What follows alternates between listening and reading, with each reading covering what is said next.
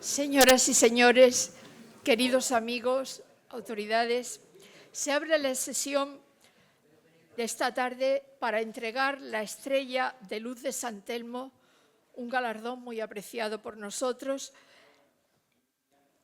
al señor don Octav Calella. Pueden acercarse las personas que han ido a buscar al señor Calella al despacho.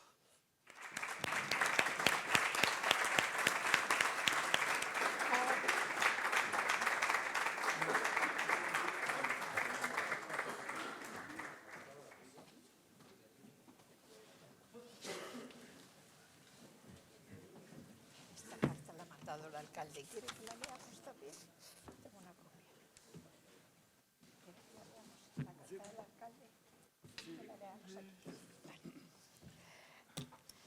La secretaria de la Academia de San Telmo, doña Marion Reder, tiene la palabra para leer el particular del acta del día que se tomó este acuerdo.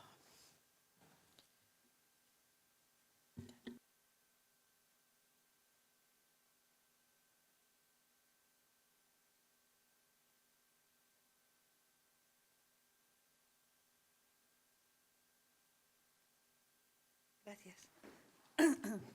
Con la venia de la señora presidenta, como secretaria en funciones, doy lectura al acta del Pleno Ordinario de la Real Academia de Bellas Artes de San Telmo, celebrado el jueves 25 de septiembre de 2025. A las 18 horas del jueves, día 25 de septiembre de 2025, bajo la presidencia de doña Rosario Camacho Martínez y actuando como secretario don Francisco Ruiz Noguera, se reúne el Pleno de la Real Academia de Bellas Artes de San Telmo, en su salón de actos de la planta segunda del Museo de Málaga. En el punto cuarto del orden del día se aborda el acuerdo de la Junta de Gobierno de concesión de la Estrella de Luz de San Telmo al director de orquesta don Octav Calella. La señora presidenta da cuenta al Pleno de este acuerdo de la Junta de Gobierno, tomado en forma unánime ante una propuesta que había sido presentada por don Carlos Tallefer de Aya. Gracias.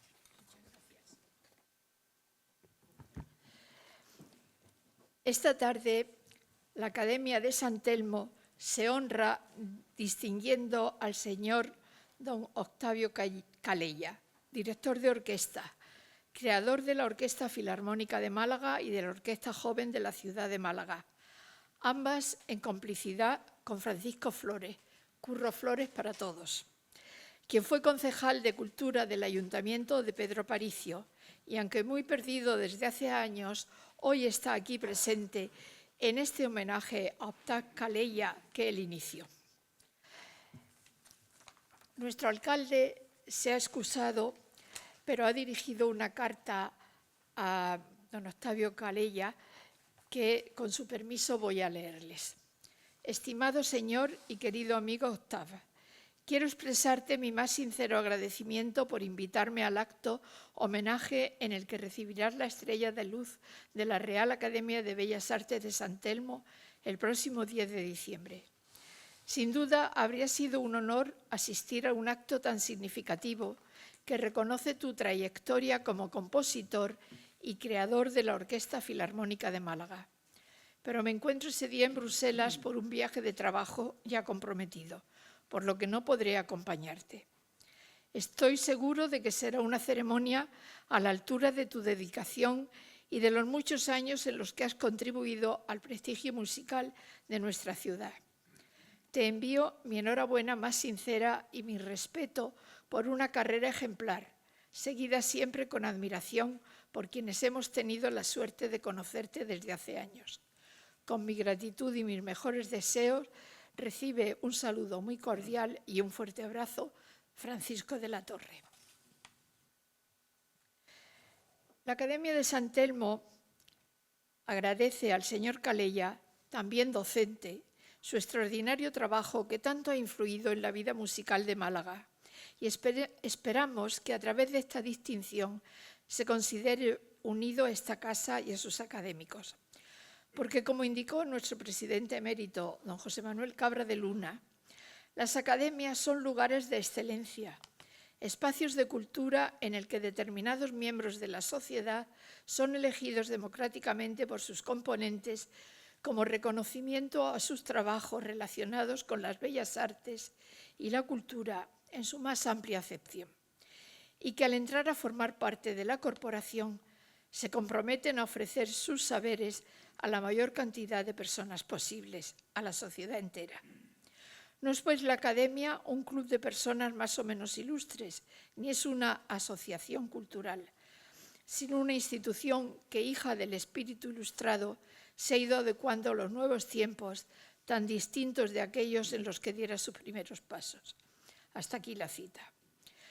Nuestra Academia de Bellas Artes tiene diferentes secciones: pintura, arquitectura, escultura, poesía y literatura, música, artes visuales y escénicas y amantes de las bellas artes. Es la más amplia y con ese nombre tan poético designa a las personas que se han distinguido por su significada relación con las bellas artes. También hay un reducido y selecto grupo de académicos de honor, 8, los anteriores somos 40, y ambas modalidades se renuevan cuando la plaza queda vacante. Hay un grupo más amplio de académicos correspondientes que viven fuera de Málaga, y desde hace unos años se ha creado una nueva sección que agrupa a los distinguidos con la Estrella de Luz de San Telmo, galardón que, según nuestros estatutos, distingue la labor de personas y o entidades en pro de la cultura y las bellas artes, tanto de Málaga como fuera de ella, y que ha sido diseñado por nuestro compañero Sebastián García Garrido. Octave Calella ha recibido muchos premios y atesora muchos méritos, como señalará don Adalberto Martínez Solaesa, quien hará su laudatio. Pero no me resisto a recordar, porque me ha parecido un poco insólito, que no ha perdido nunca el tiempo, pues además de su actividad musical, se ha formado como ingeniero de telecomunicaciones en la Universidad de Málaga y es doctor en Historia y Artes por la Universidad de Granada. Por sus méritos y dilatada trayectoria artística, nuestra academia, a instancias del académico numerario don Carlos Taillefer de Aya y con aprobación del Pleno, le concede la Estrella de Luz de San Telmo. Con ella se consolida su unión con esta casa, en la que será siempre bien recibido, para que nos acompañe, para que colabore con nosotros y nos ayude en nuestra difusión de la cultura. Tiene también nuestro anuario a su disposición para publicar algunos de los jugosos trabajos que realiza, y estaremos encantados con su colaboración.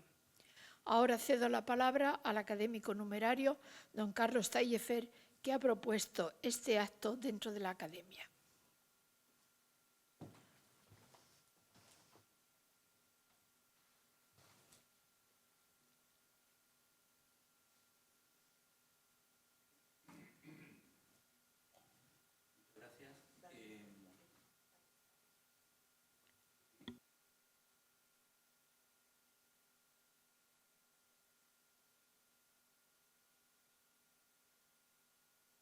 ¿No? 1, 2, ahora. Muchas gracias, buenas tardes.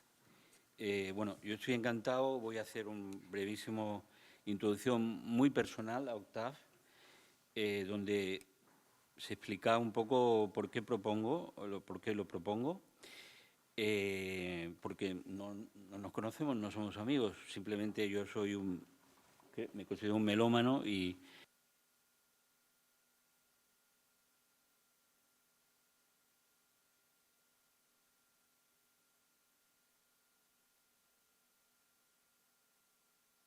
señores, ¿no se oye?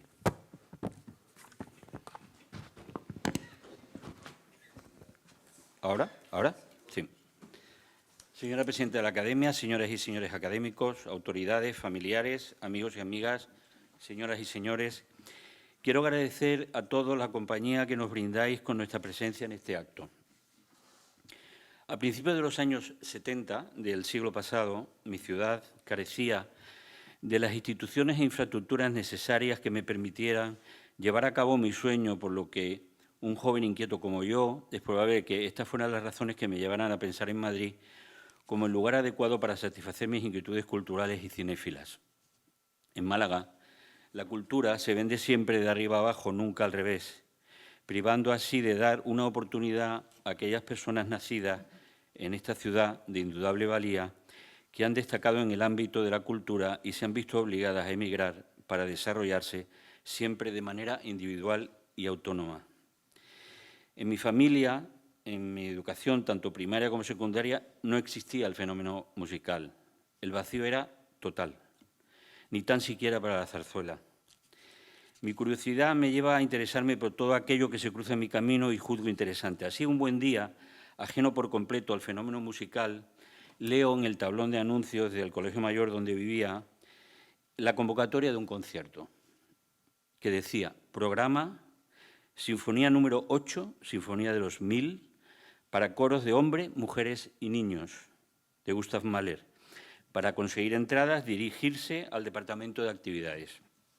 Me pareció curioso eso de los 1000, eso de coro de hombres, mujeres y niños. Así que me hice con una entrada y acudí por primera vez en mi vida a un concierto de música clásica. Tenía entonces 18 años recién cumplidos. Fue tal el impacto que me causó esta sinfonía de Mahler que desde aquel momento me convertí en un asiduo visitante del Teatro Real, entonces sala de conciertos, y de las colas nocturnas de cada jueves que se formaban para adquirir las entradas correspondientes a los conciertos de los domingos por la mañana de la Orquesta Nacional de España. Así nace mi afición melómana, que tiempo después me llevará a convertirme en amante y asiduo no solo de los conciertos, sino también de los programas de ópera. A principios de los 90, un alcalde culto y radicalmente melómano, Pedro Aparicio, envía a su concejal de Cultura aquí presente, Curro Flores, y a Aftar Cañella, a hacer audiciones para contratar a músicos para un proyecto de orquesta profesional y nueva a varios países del este, y en concreto a Rusia y a Checoslovaquia. En 1991 empiezan a llegar a Málaga decenas de músicos checos, polacos, rusos, con una formación de auténtica excelencia que poco a poco se van integrando en la Ciudad del Sol, muy felices además por las 250.000 pesetas de salario mensual que recibían. Estos músicos empezaron a crear una nueva etapa musical malagueña, formando a una orquesta que ha ido evolucionando hasta nuestros días, siempre buscando lo mejor. Curiosamente, el azar de la vida hizo que el 22 de julio de 1991, en el Teatro Cervantes, Octav y yo, que no nos conocíamos, compartiéramos un acto cuyo programa era el siguiente. Primera parte, Orquesta Ciudad de Málaga, que fue la orquesta incipiente de lo que vino después. El Murciélago, la obertura del Murciélago de Johann Strauss hijo, y la boda de Luis Alonso, el intermedio de la zarzuela de Jerónimo Jiménez. Director, Octav Calella. Aquí ya intervinieron los primeros músicos de la magnífica orquesta clásica que poco a poco fue creciendo y asentándose en nuestra ciudad. Segunda parte, proyección cinematográfica de documentales, spots y publireportajes de la feria y fiestas de agosto en Málaga. Estos últimos producidos y dirigidos por mí. Ambas partes fueron introducidas y presentadas personalmente por nuestro alcalde socialista, Pedro Aparicio. Era la época donde se acuñó la famosa frase «Fiestas de verano en Málaga, la Feria del Sur de Europa», que tan acertadamente formó parte de una gran campaña de publicidad y marketing de la ciudad de Málaga. Debo recordar algo de entonces, y es que en periodo de feria, en pleno mes de agosto, además de las actividades habituales, estas eran compatibles con la llamada música clásica en feria, que consistía en que a los que no nos gustaba la feria, durante el periodo de la misma, disfrutábamos en el Teatro Cervantes de grandes orquestas filarmónicas, de orquestas de cámara, cuartetos, quintetos, octetos. Ambos ambientes se respetaban y eran compatibles. Debemos de agradecer a Octav Cañella el trabajo y esfuerzo que hizo por normalizar la música clásica en Málaga. Te estamos inmensamente agradecidos. La orquesta y sus músicos fueron evolucionando y cambiando con el paso de los tiempos. Siempre tuvieron problemas en encontrar lugares adecuados para sus ensayos. Se convirtió en una orquesta muy querida por malagueños y extranjeros afincados en el sur, que acudían a sus interesantes y variadas temporadas. Y el eterno problema, no tener un auditorium adecuado a la ciudad. Estoy convencido de que si Pedro Aparicio hubiera seguido siendo alcalde, el nuevo e imprescindible auditorium sería una realidad que vendríamos disfrutando desde hace muchísimos años. Solo hay que tener voluntad política y, bueno, quizás también una cierta tendencia melómana, de la cual hoy en día se carece por completo.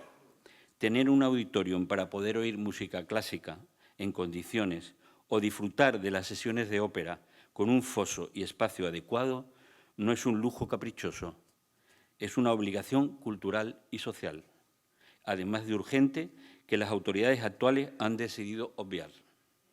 Oír música o disfrutar de una sesión de ópera hace además felices a los ciudadanos. Málaga tiene una deuda enorme con Ostap Cañella y lo que construyó en pro de nuestro desarrollo musical.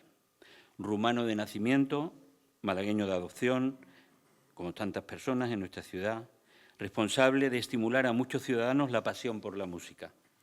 Subirse a un atril frente a casi un centenar de músicos profesionales para dirigirlos y a veces enseñarles, requiere una capacidad psicológica y de liderazgo que es un gran motivo para la reflexión. Manejar una orquesta o una otra agrupación musical, estudiarla y conocerla en sus componentes y efectos sonoros, así como el acompañamiento vocal y musical, es algo que nuestro Ostap Cañella domina a la perfección y nos lo transmite. Por todo ello, al menos nosotros, los académicos de San Telmo, te estamos muy agradecidos por el inmenso placer musical que nos ha proporcionado durante tantos años. Y es la razón por la que queremos agradecértelo con esta estrella de San Telmo. Muchas gracias.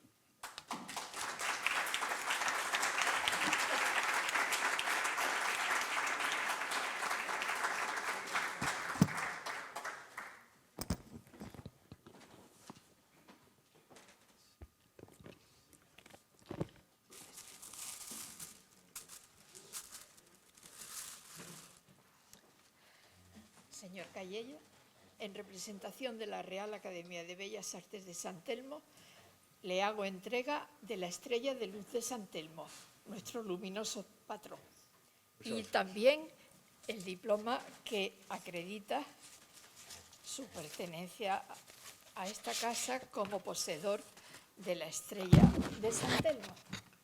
Muchas gracias. Muchas gracias. Muchas gracias.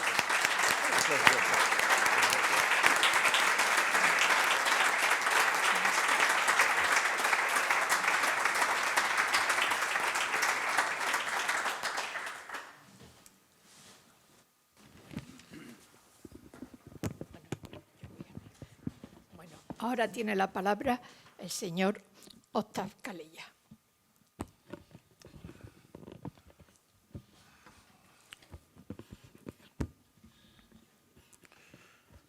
Buenas noches a todos y quiero en primer lugar agradecerle a la presidenta de la San Telmo, doña Camacho, al señor Taliaferro por la propuesta que me ha hecho para ser académico aquí, igualmente al colega músico Adalberto Martínez, que me ha propuesto para esto. Y yo no voy a leer, me he puesto algunos apuntes aquí. De lo que voy a decir un poco va a ser del director de orquesta, porque en el fondo no sabemos lo que es un director de orquesta. Nosotros, ustedes, todos, vemos el director de orquesta de espaldas en un escenario y lo máximo que podemos ver es sus manos y, por si acaso, su fisionomía, que refleja mucho. Sin embargo, ¿qué lleva dentro? ¿Cómo está preparando cada obra que lo dirige. Esta es una profesión muy difícil, muy difícil. Hace falta años de preparación para poder dirigir una orquesta. Normalmente veremos gestos de manos y pensamos que está bien, y algunos están bien. No podemos ver mucho de la fisionomía de un director de orquesta, pero nada más que esto. En la penúltima conferencia que lo hice en Rumanía, mi país de nacimiento, hago un paréntesis, en el Museo del Exilio del Libro Rumano, que pertenece a la Comunidad Europea, tengo una aula a mi nombre audiovisual y por eso voy cada vez, 2 o 3 veces al año, le hago conferencias y desarrollo la parte musical de ahí. En aquella aula normalmente les explico en el penúltimo conferencia que le he dado, era precisamente si es el director un musician o no. Y la respuesta es que puede serlo. Es muy difícil para verlo. Hace falta tiempo del un gato, mucho tiempo para llegar a esto. Con un concierto no se ve un director que puede ser musiciano. Y es muy importante que el director sea esto, que mueve los corazones de un público. Por supuesto que hace falta para esto, para llegar a ser musician, muchos conciertos. Hace falta un trabajo continuo. Y yo he tenido la suerte que he tenido a continuación aquí 15 años de representación en el Teatro Cervantes, primero 10 años con la Orquesta Sinfónica de Málaga, la única que existía, y después 5 años de cuando se ha hecho la nueva orquesta, la orquesta profesional. Es un margen que se puede dar cuenta de que es un director y de toda manera he tenido un público aficionado que cada vez se ha entregado más y cada vez ha apreciado mucho más nuestra labor de formación en la segunda etapa. Tengo que reconocer muy claro que en los primeros 10 años de mi actuación actuaba la única orquesta anterior que había. Han sido los mejores años míos. Don Taillefer decía que me conocíamos de cuando ha empezado la segunda etapa mía de la orquesta. Venían músicos, le habíamos elegido por concurso aquí, por concurso fuera, de todos los lugares del mundo. Habíamos ido con Juro Flores juntos a hacer audiciones en Moscú, en Bratislava, en París, en Londres. ¿Por qué? Porque no habían músicos españoles que se hubieran presentado al concurso de aquí. Y hago hincapié, si en la segunda etapa de mi actuación era una etapa de orquesta profesional, donde he planteado el repertorio que no se había escuchado aquí. Bueno, en general, 70% del repertorio que lo he hecho del principio hasta el último día que estaba titular, eran 70% del repertorio eran obras nuevas. En el año 70, me acuerdo, en el 72, programé la segunda sinfonía de Brahms, cosa que en todo el mundo es muy conocida, es decir, se toca a menudo. Aquí no se había tocado. Y mientras ensayaba el tercer ensayo, viene, si me pregunta, el mayor músico de la orquesta de entonces, la anterior, y me pregunta, ¿usted cree que merece la pena que compre un disco con esa sinfonía en Corte Inglés? Eso es uno de mis pequeños recuerdos. En aquella época tengo grabado en mi mente la satisfacción enorme, la satisfacción viva de los músicos de aquella orquesta que no creían capaces de obras tan difíciles como no Brahms, sino cuadros de una exposición. Cuando yo le programé, yo miraba muy bien todo lo que programaba y aún así no se creían. Bueno, hemos hecho el concierto. Nunca puedo olvidar la satisfacción de esta gente después de terminar el concierto. Tan satisfechos eran que ellos sabían que han podido tocar cuadros de una exposición de Mussorgsky-Ravel. Y así tengo un montón de acontecimientos. Por ejemplo, he dicho y continúo, aquellos primeros 10 años fueron los más bonitos, los más provechosos, porque todos aquellos músicos eran aficionados, en verdad. Es decir, tenían un trabajo que vivían de ellos, eran enfermeros, eran cualquier cosa que habían, pero venían por la tarde y hacían ensayos.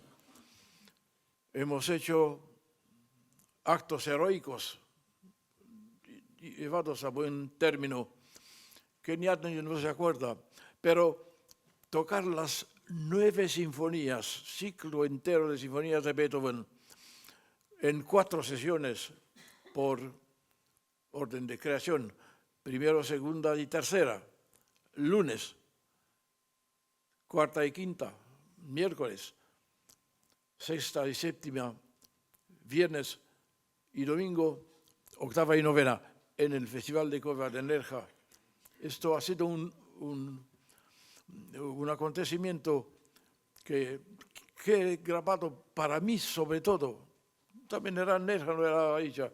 Hemos preparado bien todo. Esto me acuerda de Asemen, con aquella orquesta. He hecho la 9ª sinfonía con 2 coros, escenario de Cervantes lleno de músicos, y yo con una mano solo, la derecha. Me había roto la muñeca la semana antes. Y habían venido todos los compañeros, que algunos están aquí, que querían poner a un alumno delante, que me da página, no me hace falta, que estoy dirigido de memoria. Eso ha sido de hacer un acontecimiento. Otro acontecimiento de la misma época, hemos abierto el Teatro Cervantes con la creación de Haydn en presencia de la doña Sofía, la reina de España. Y después hemos ido en Sevilla tocando lo mismo, no enseguida, un tiempo. Y la crónica de la ABC de Sevilla escribe, nada más empezar, gracias a la orquesta de Málaga y Octave Calleja por interpretar la creación de Haydn después de 200 años de audición. No se había tocado nunca. Así ha pasado con muchas obras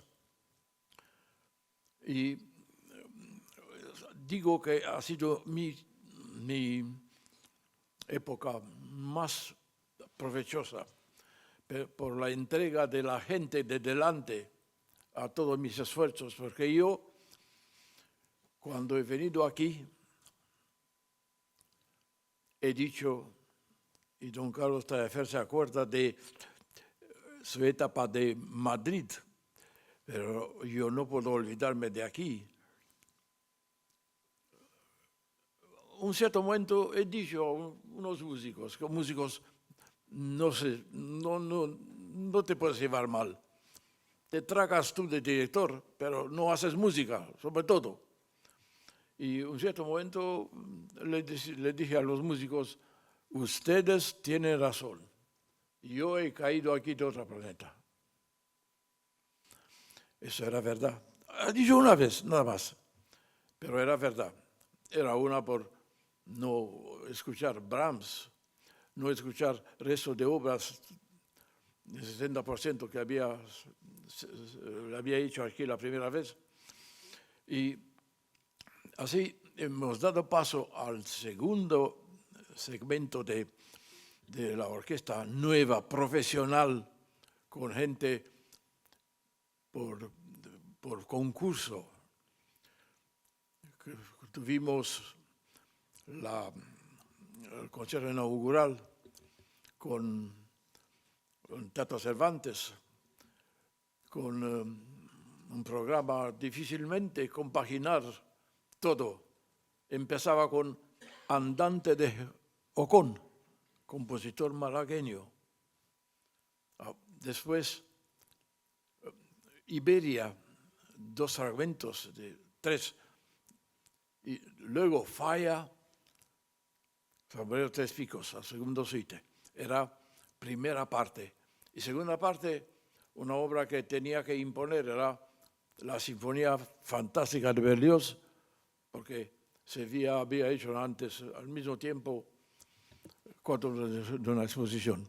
Quiero decir que de aquellas etapas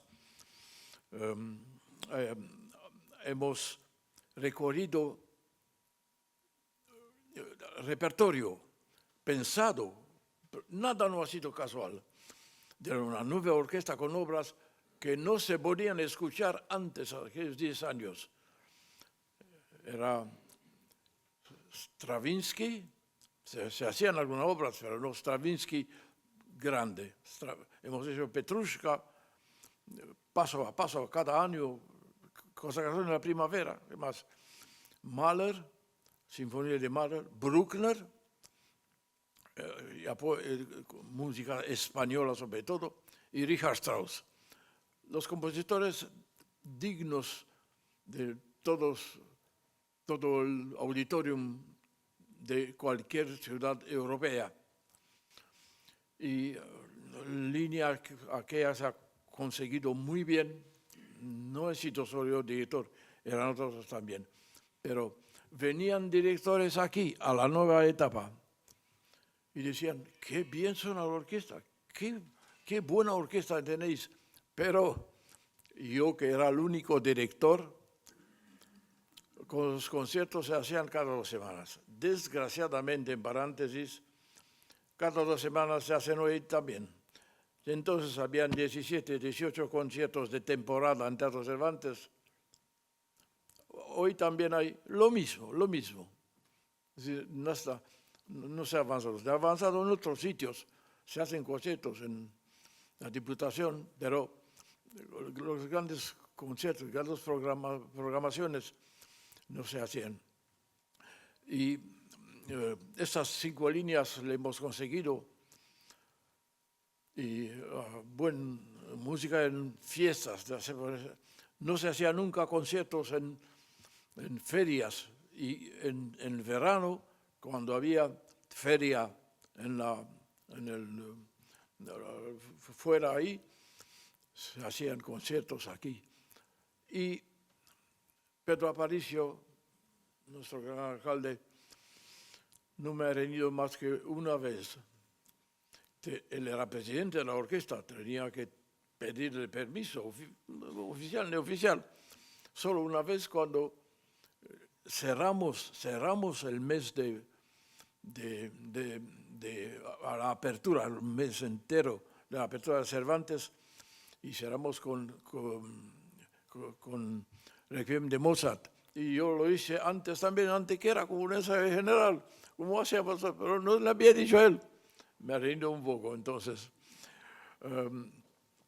Sí,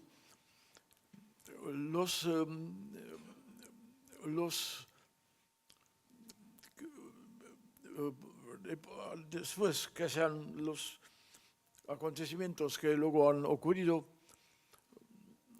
han hecho que yo he ido al conservatorio otra vez. Desde entonces era profesor en el conservatorio y director de la orquesta.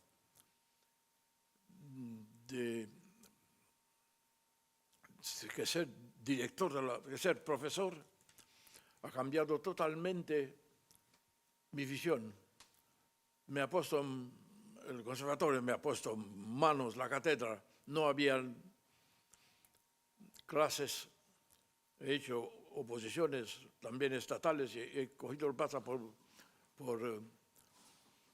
propiedad, pero era distinto que donde yo hasta hoy en día, desde el primer día que dirijo, no he hecho otra cosa que perfeccionarme, que pensar en mi vocación. Esta dirección es vocación, ahí donde tiene que llegar. Y cuando me ha puesto el director del conservatorio en la nueva cátedra en mano, me he visto ya en la postura de un padre, pero porque alumno tenía que enseñar, era otra cosa totalmente distinta, que podía haber no dado resultados. Me he encontrado ahí la segunda vocación. En conservatorios se entra muy mal en la clase de dirección de orquesta.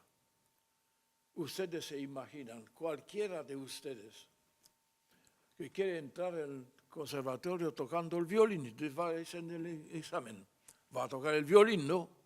Piano, va a dar examen de piano. Canto, va a dar examen de canto. En la dirección no se muestra nada de lo que tiene que tener un director de orquesta. Un mínimo era estas pautas están dadas desde arriba, delegaciones. Había una que era audición musical, aparte de tema armónico, analítico, piano, y había una cosa que se audición musical. Y ahí me he encontrado yo que ponía a cada alumno que si ellos supieran, en aquel momento todos me denunciaban, me ponían a denunciar, que los ponía a dirigir. Les daba un dictado, llamaba 4 músicos, y ellos dirigían dictado lo que era escrito, para ver al mínimo una cualidad, si tenía nervios, si tenía ritmo, veía algo. Hoy en día no se pide nada, de mucho tiempo. Entran, terminan, hacen correcto, mayoría, hacen correcto, marcan correcto, aprenden otras cosas. ¿Dónde están los directores? Son 5 cada año que termina. Muy difícil. Quería decirle unos apuntes con referencia a mí. Yo he empezado en Rumanía y he hecho ahí todo el Conservatorio Superior de Música, de Dirección, todo lo que se venía, con todo. Y después de aquello, he tenido la suerte de que me han mandado con beca a Viena. A Viena era Swarovski, profesor Swarovski, entre otros alumnos entonces, Zubin Mehta, Claudio Abbado y otros. Todos son alumnos suyos. Y la escuela de 25 años era una capacidad enorme musical. Había sido alumno de Richard Strauss, de Anton Weber.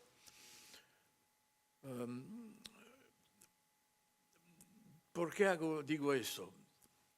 Porque lo de Rumanía, que ha sido con profesores privados, con los del conservatorio, considero que ha sido la base, pero solo la base. Me he ido a Swarovski, he hecho academia en 2 años, me han ingresado en tercer curso. Después he ido a Celibidache, que ha venido, le he cogido de la manga, dijo, quiero estudiar con usted. Dice, muy bien, ¿con qué estudias? Con este. No quería verle a Swarovski. ¿Cómo hago? Te cito por mí. Vienes detrás de mí. ¿Dónde? Pues en Estocolmo, dentro de un mes. Y así 4 años le he seguido a este único gran músico por todas las partes. Ha sido la segunda escuela.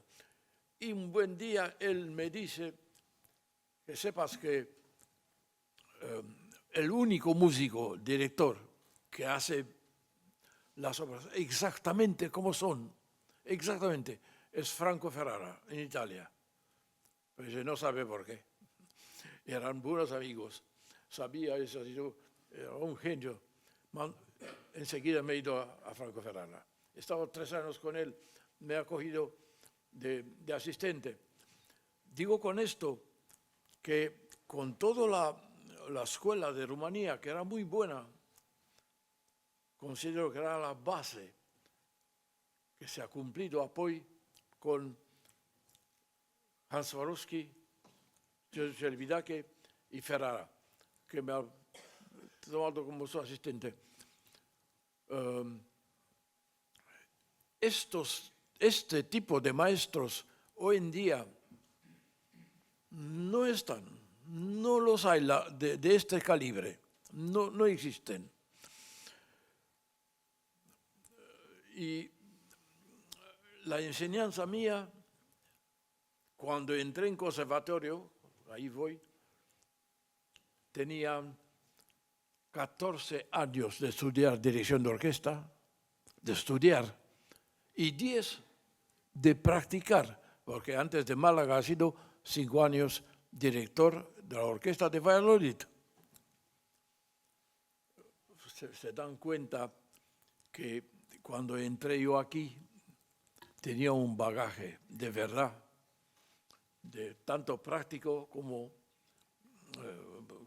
teórico, y por eso me he tomado muy en serio la disciplina de dirección de orquesta, que lo he hecho bien, porque con todas las restricciones que habían, hemos hecho la primera, es muy simpático, el día que el director del conservatorio, Francisco de Galvez, me dice, aquí tienes tu plaza de director. Esto era en enero no se matriculó nadie, pero digo, ¿qué hago ahora? Dice, a cobrar. Y yo salí de ahí y enfrente he puesto un cartel grande, que no hay orquesta de Tineret, y orquesta de Tineret que se hizo 14 años, creo, bajo mi dirección, al mismo tiempo con la orquesta grande, y precisamente ahora se escribe la historia de esta orquesta de alumnos, que bien ha dicho el compositor Tomás Marco en una semblanza, que por donde he pasado, he abierto caminos que entonces difícilmente se podían hacer si no era uno como Octave Jalea que lo hace. Repito, por eso me justificaba yo que he caído de otro planeta, que he venido con la enseñanza de Centro Europa al final del continente, al margen del mar, del mar, donde un día un joven me decía, no me hace falta estudiar más, ya no tengo nada. Yo me he quedado así, digo, vete más arriba, por lo menos pásate de Peñaperros, vete a Madrid y si te atreves vas más arriba. Se quedaban aquí y desgraciadamente también hoy en día he tenido muchos alumnos muy buenos, pero uno solo ha salido, porque ha hecho lo que necesita esta vocación en todo, sacrificio. Quien sabe hacer sacrificios para seguir en este camino, llega. Y ha llegado uno solo. Sí, los demás están aquí, dirigen aquí lo que pueden, pero a veces la familia, en fin, las plazas de trabajo son más importantes. Y así han quedado con ese alumno que hoy es el director de la Orquesta de Córdoba, Francisco Vázquez. Ya que he llegado a ese punto, quiero decir que en Málaga tengo 3 tipos. Estos que han salido bien. Muchos directores que no se atreven ustedes, por favor, a llamarles directores. No se atreven, que no se merecen, aunque salen en televisión, aunque le han puesto nombres de maestros y tal y cual, que no hacen otra cosa más que esto, así. Y tenemos un intermediario, que lo hay en la dirección, uno que no ha estudiado casi nada, no tiene 5 cursos de conservatorio hecho, y es un músico bastante bien hecho, y más importante, dirige permanentemente. Es Boscovich, director de la compañía de teatro. Así que hay de todo.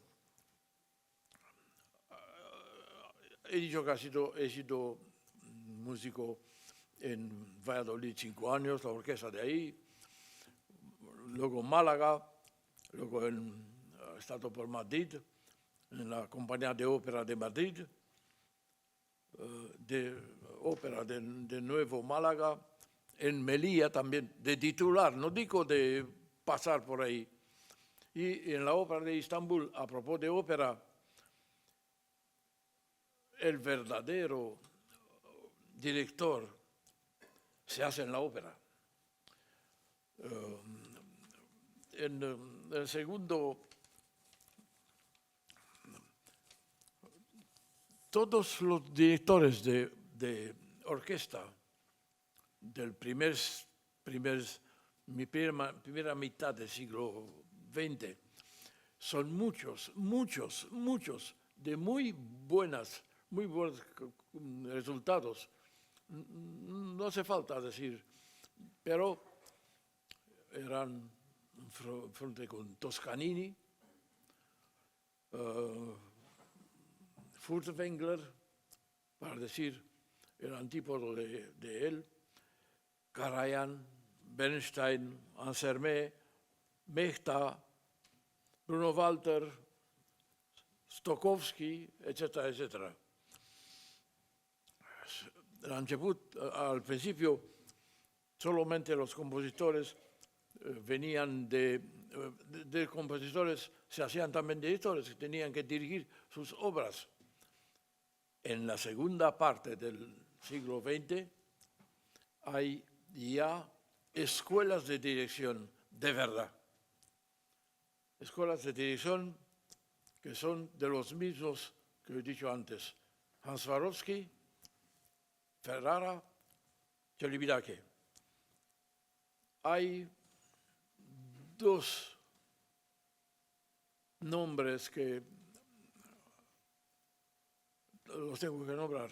Uno es Pierre Boulez, gran cabeza, gran analítico, gran músico, pero de director no tiene absolutamente nada. Él mismo dice en sus escritos, que tiene muchos libros, no le interesaba de orquesta, era para ganarse el pan. Y así ha ido más allá, más. Luego ha dirigido siempre sin batuta, como cualquiera, así como me ve a mí. Y, ¿por qué no decir un otro que no ha hecho honor a la dirección nuestra, que está muy fastidiado? Yo he dicho que es la profesión, la vocación más prostituida que existe dentro de música. Plácido Domingo, nuestro gran tenor, puede cantar, 83 años tiene, pero el director ha venido por aquí a Málaga con un ensayo, ha mandado por otro, así hace por todos los lados. Y personas de director no se dejan engañar por estos nombres. Hay un libro, el libro se llama El mito del maestro, escrito por el más grande crítico europeo, que ha escrito también sobre Mahler, ha escrito sobre Beethoven. En ese libro tiene un capítulo. Y yo me acuerdo compré el libro aquí, la polifonía, y busqué enseguida ver, miro la tabla índice y veo ahí, decía, el más grande de todos. Voy al capítulo a leer. ¿Quién crees que era el más grande de todos? El más grande de todos era el empresario de Nueva York, que manejaba, no se puede sin empresarios, no se puede sin ellos, pero manejan todo a todos los niveles, un nivel más alto, más bajo. Segundo, cuando he visto, después hay también muchos otros ejemplos, en ese libro de mitos del maestro, que habla de Karajan, habla de Bernstein, directores grandes. Pero si ustedes una vez da el sonido al mínimo del televisor y deja ver solamente la imagen, tiene que preguntarse qué hace aquel. Así se dirige. Eso es una parte de la dirección. Pero si es que es vocación, tiene que ser mucho más. Bernstein, ¿no? Bernstein, una genialidad de músico, dirige como quiere. Hay una caricatura en YouTube de un director que dirige solamente moviendo los pies, etcétera. No quisiera más de mí hecho para los alumnos de dirección de orquesta, parte de enseñanza.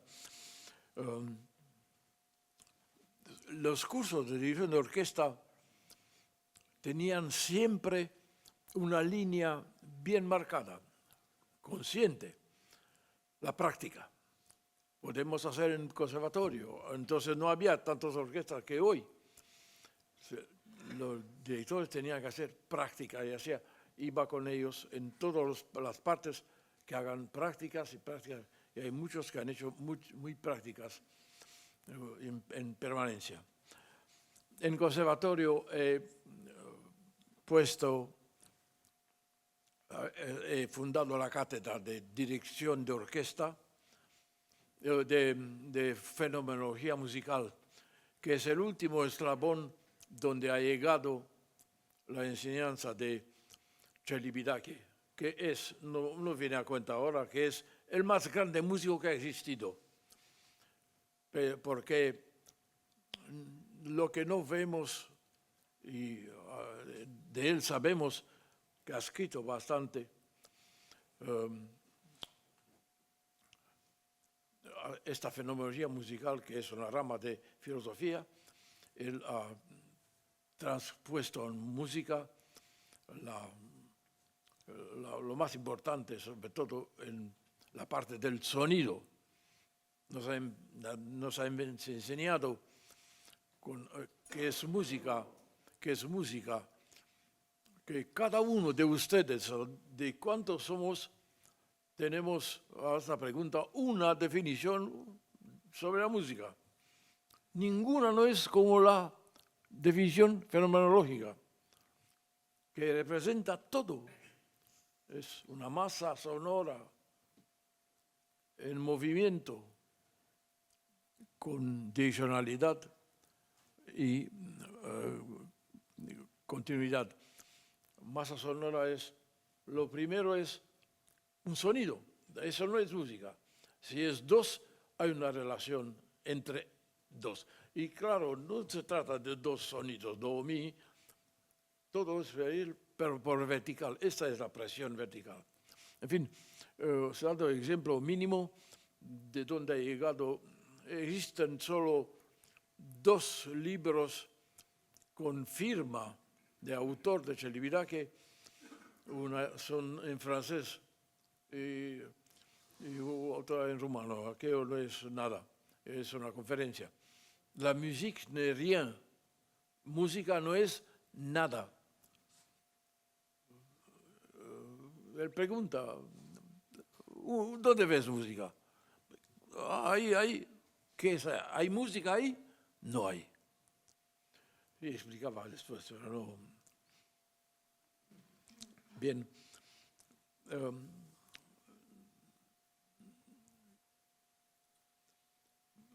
Quiero terminar, no quiero estar más tiempo. Y me han escrito unos libros de música, de dirección de orquesta, otros que están en imprenta, y finalmente en 50 años de profesión, que no he hecho más que esto, gracias a Dios, solamente hay dos críticos quien han dado con Texla.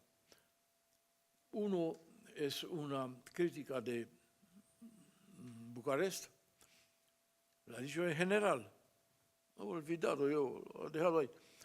Y después de 20 años, un director joven que no me conoce, solamente me ha visto en YouTube, donde tengo 150 por ahí obras, y ese señor me ha intuido como nadie puede intuir. Uno en la vida te puede intuir cómo estás dentro. Puedes tú creer que eres Dios, que eres así, pero aunque te lo creas, no lo vas a decir. Ese lo ha dicho. Estoy plenamente satisfecho. hago un libro con este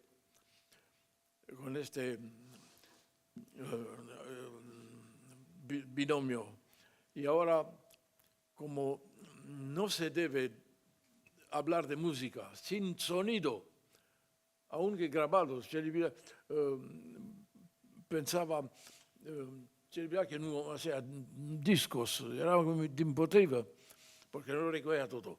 Sin embargo, como documento, he querido poneros una obra que se conoce bien, al mínimo, muy corta, para que tengan un ejemplo también vivo. Es lo que le digo.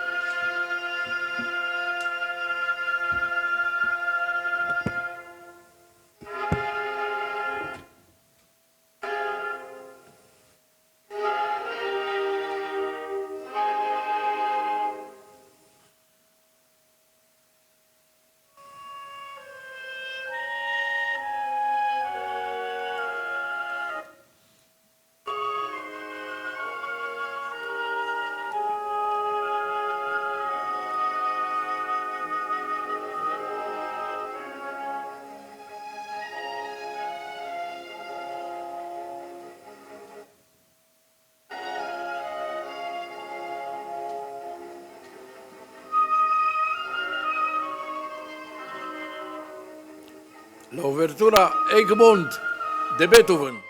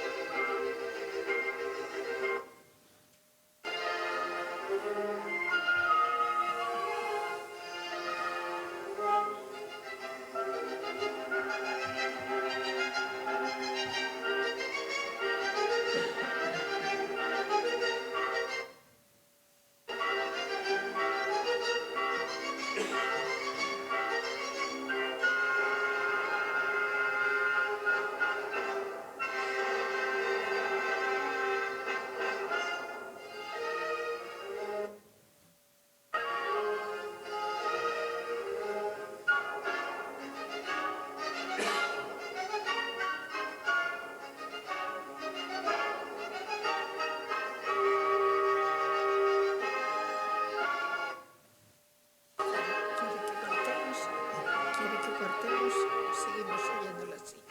Terminamos, 2 minutos, terminamos.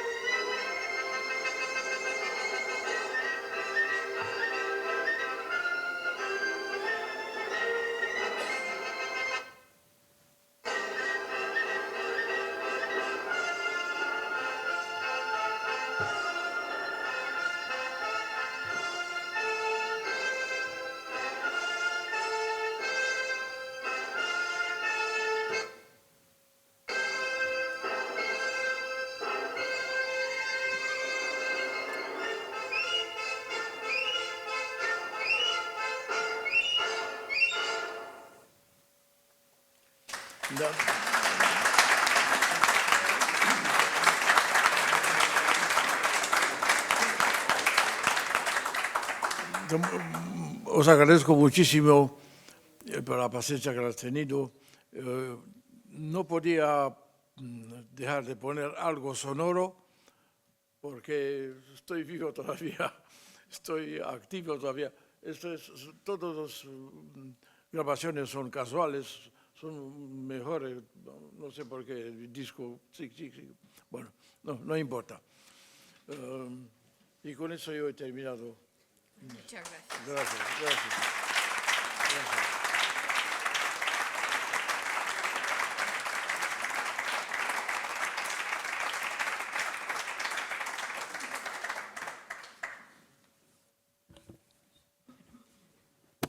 Pues tiene la palabra el académico numerario por la sección de música, don Adalberto Martínez Solaesa, para hacer la laudatio de don Octav Calella.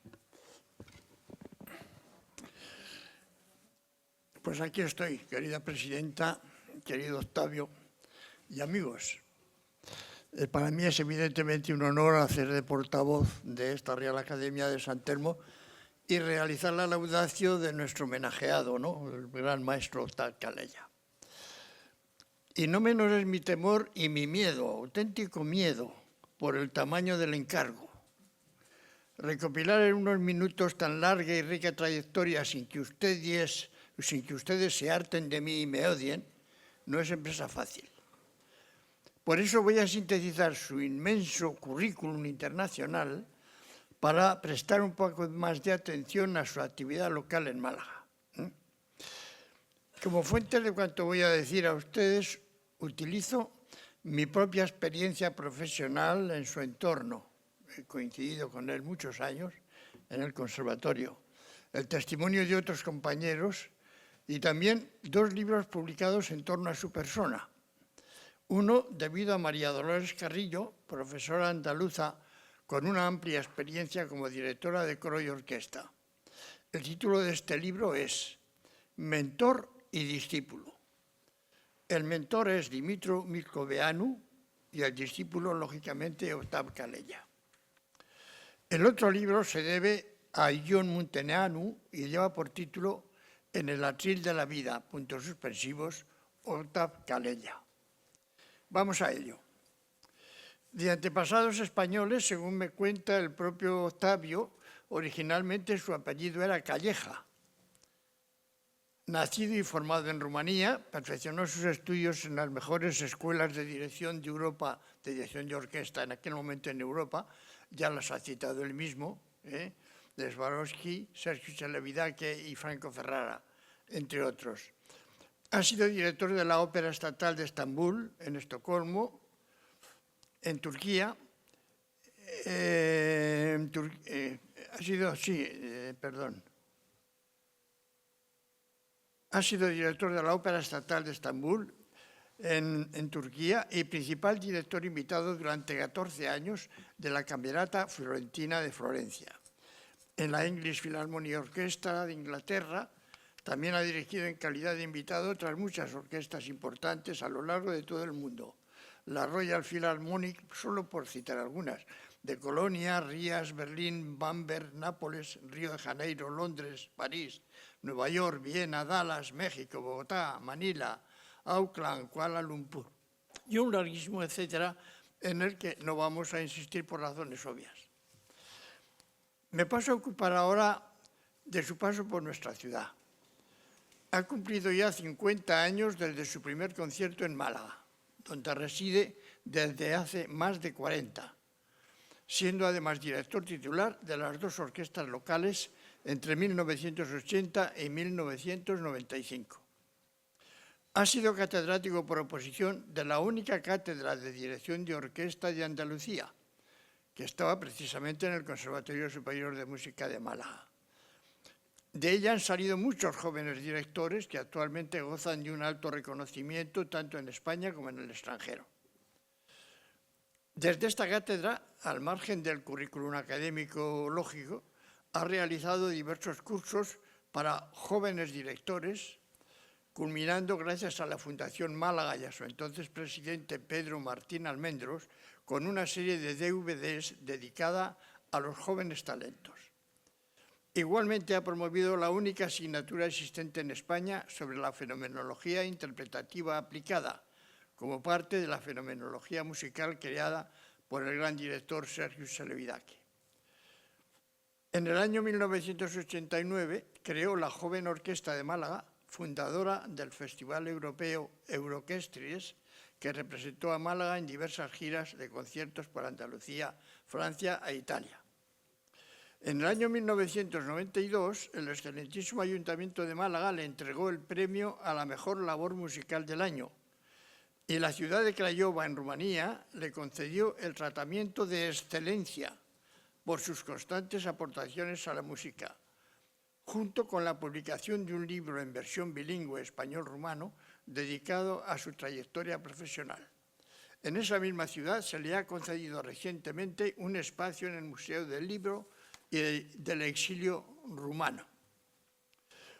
Nada de esto ha sido fácil, pero volvamos a Málaga. Tenemos constancia escrita de su primer concierto en Málaga. Fue el 23 de enero de 1973, invitado por el maestro Artola Padre.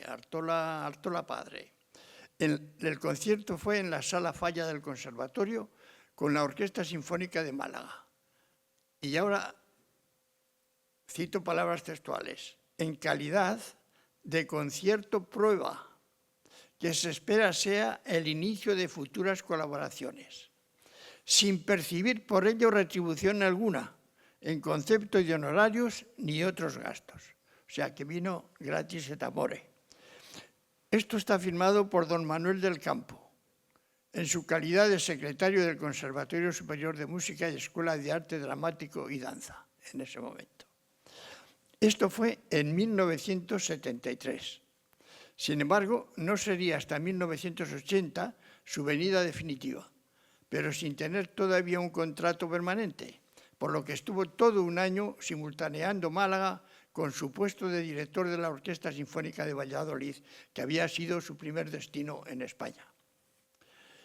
Debió de ser un año especialmente sacrificado, con 700 kilómetros de distancia entre las dos ciudades, sin autovías, sin AVE. Lo cuenta el propio Octavio, dice: siempre hice el viaje en coche. Recuerdo que salía desde Valladolid por la mañana a las 6 menos cuarto y llegaba a Málaga a las 15:30 y a las 16:30 teníamos el ensayo.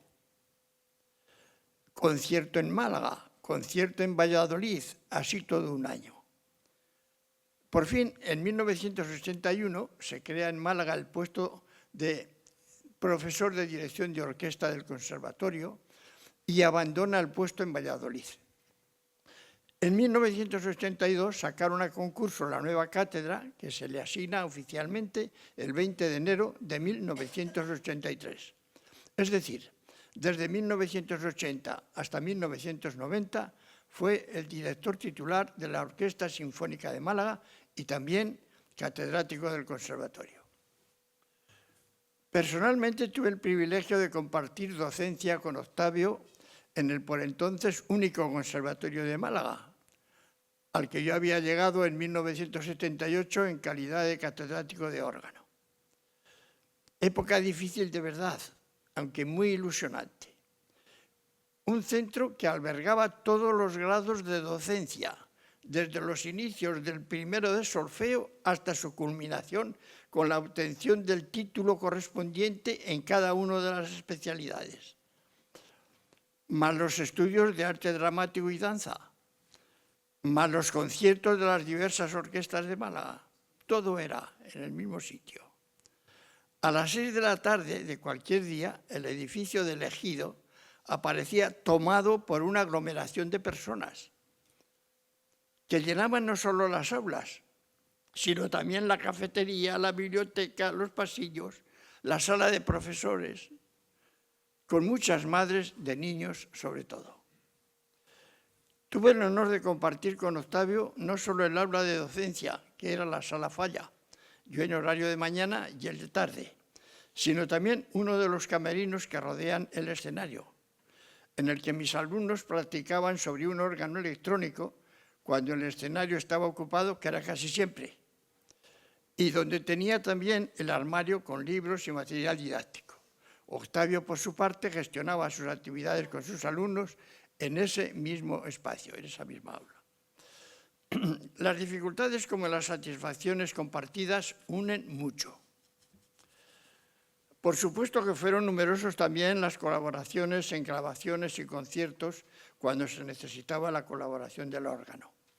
Recuerdo especialmente la grabación de un DVD que grabamos en la catedral bajo su dirección con la Orquesta de Cámara Ciudad de Málaga, con obras tomadas del archivo de la catedral que yo había estudiado y editado previamente. El DVD incluye obras del primer organista que estrenó estos órganos históricos de nuestra catedral, don José Barrera, y de otro de sus sucesores inmediatos que más años permaneció en su puesto y que dejó una larga y rica estela de obras en el archivo catedralicio. Me refiero a don Esteban Redondo.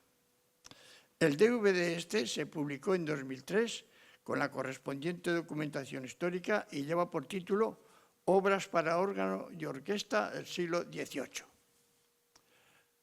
Octavio, por su parte, destaca como hecho notable en este periodo lo que él acaba de citar en su intervención, la interpretación con la Orquesta Sinfónica de Málaga de las 9 sinfonías de Beethoven en 4 sesiones a lo largo del mes de julio de 1989, en el Festival de las Cuevas de Nerja.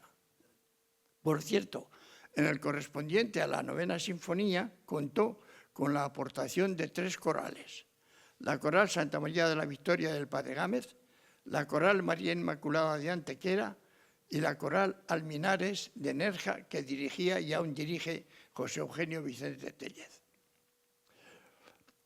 La independización de los estudios de arte dramático y danza, la separación de los diversos grados de enseñanza en el conservatorio, adjudicando a cada uno de los grados su edificio correspondiente, y la reinauguración del Teatro Cervantes recién restaurado fueron dos hechos decisivos de cara a la descongestión del Conservatorio de Ejido y decisivos en el panorama musical malagueño. Lo mismo que lo tuvo la Ley de Incompatibilidades, que forzó a muchos miembros de la orquesta a optar entre la orquesta o ser miembros de la banda municipal. También, por supuesto, nos afectó a Octavio y a mí esta ley de incompatibilidades. La reinauguración del Teatro Cervantes tuvo lugar, si no me equivoco, el 6 de abril de 1987, con la participación de Su Majestad la Reina Doña Sofía, que presidió el concierto inaugural. En este concierto intervinieron la Orquesta Sinfónica de Málaga y la Coral Santa María de la Victoria del Padre Gámez, bajo la dirección de Octavio Calella, e interpretaron, como bien ha dicho Octavio, el oratorio La Creación de Haydn. Este acontecimiento tuvo una repercusión decisiva en el desarrollo posterior de la música en Málaga.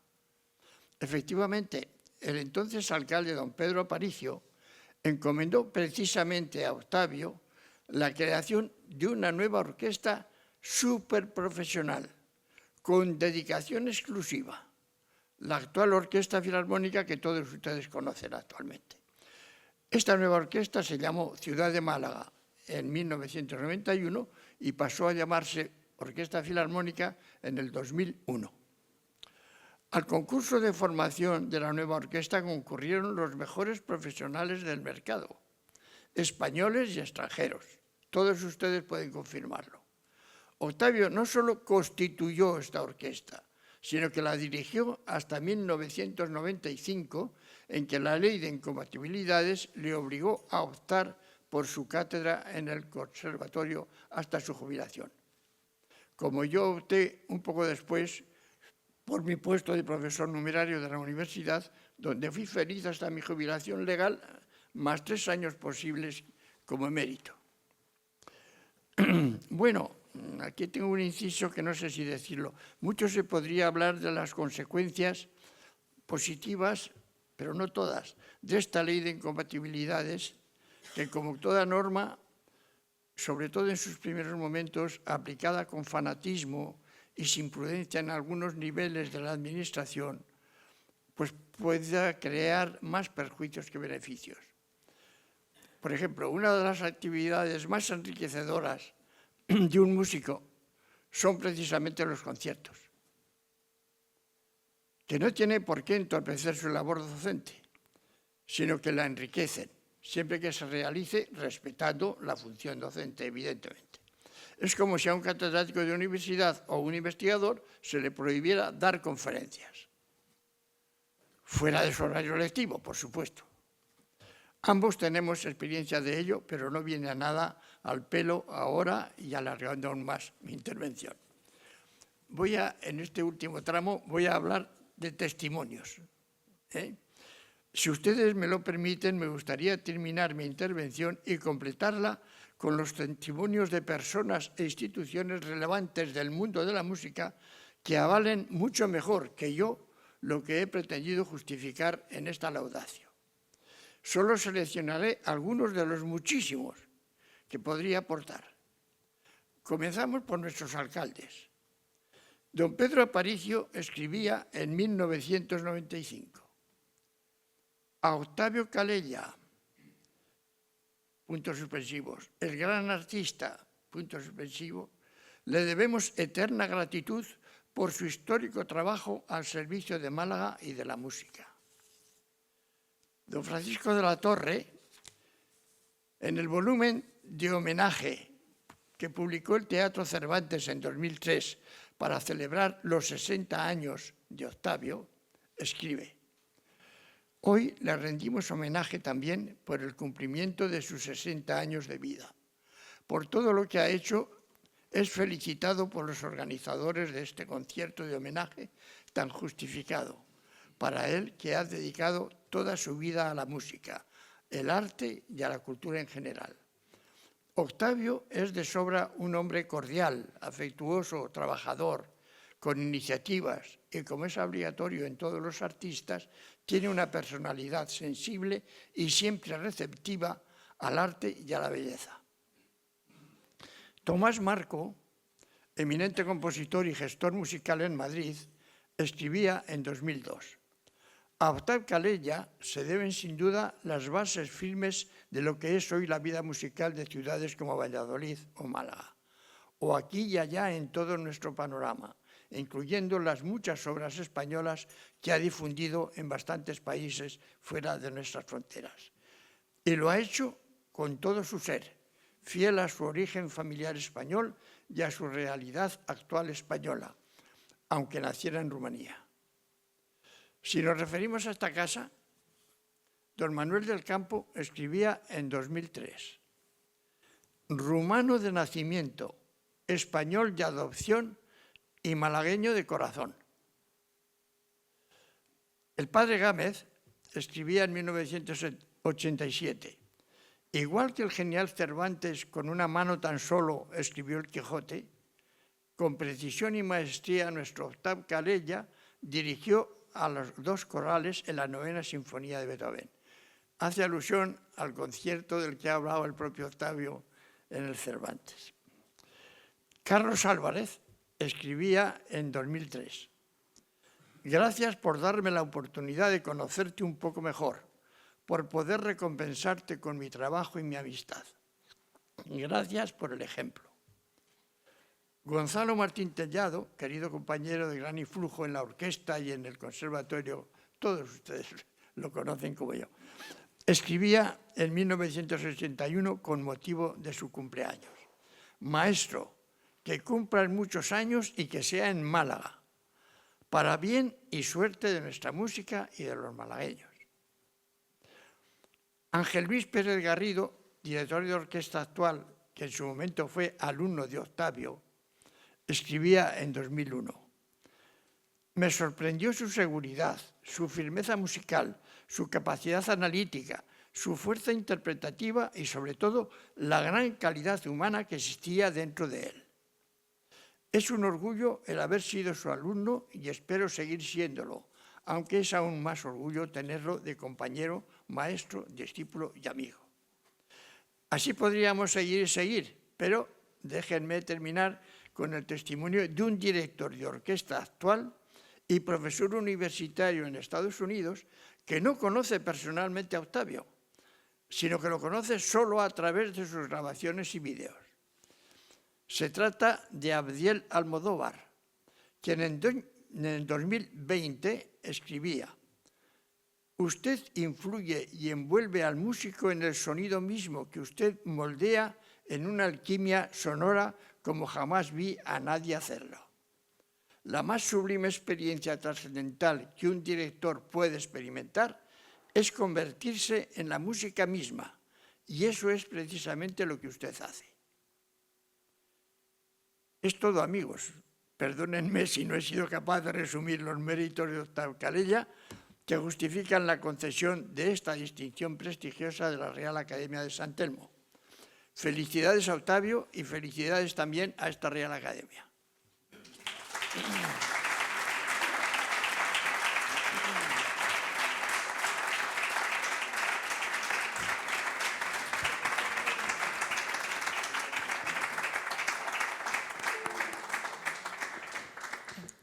Gracias, Adalberto. Bueno, pues antes de cerrar el acto, quiero darle las gracias a todos ustedes por su presencia aquí, acompañando al señor Calella. Hoy ha llovido, hoy está lloviendo. En Málaga, cuando llueve, todos nos quedamos en casa. Y es un mérito que la sala esté llena. También les quiero pedir excusas por la grabación, que ha tenido muchos problemas, pero es que no tenemos medios, tenemos un piano, es lo único, y un pequeño ordenador. Pero son momentos en que podríamos pensar en ir ampliando nuestro material de música, indudablemente. Ahora tenemos dos magníficos académicos numerarios, aunque uno no puede venir. Tenemos un académico de honor de música, que es Carlos Álvarez. Entra ahora con la Estrella de San Telmo, Octavio Yella, pues igual la sección de música se amplía, sería estupendo. Y me ha gustado mucho el acto, está feo que lo diga yo, pero lo he encontrado como muy emotivo, muy personal. Tanto el señor Calella ha volcado todo su sentimiento y nos ha explicado esa evolución tan dura cuando estamos oyendo un concierto y vemos al director con la batuta, no pensamos lo que hay tras todo aquello. Y bueno, muchas gracias, señor Calella, muchas gracias a Adalberto y muchas gracias a todos ustedes. Hay muchos alumnos, muchos compañeros, algunos con la corbata roja, yo creo que eso es un símbolo también. Y Adalberto no nos ha defraudado, es un valor seguro, y el señor Calella, pues tampoco, ya lo conocíamos como director de orquesta y ahora esperamos que se incorpore a la Academia de San Telmo. Es nuestro deseo. Muchas gracias. Gracias.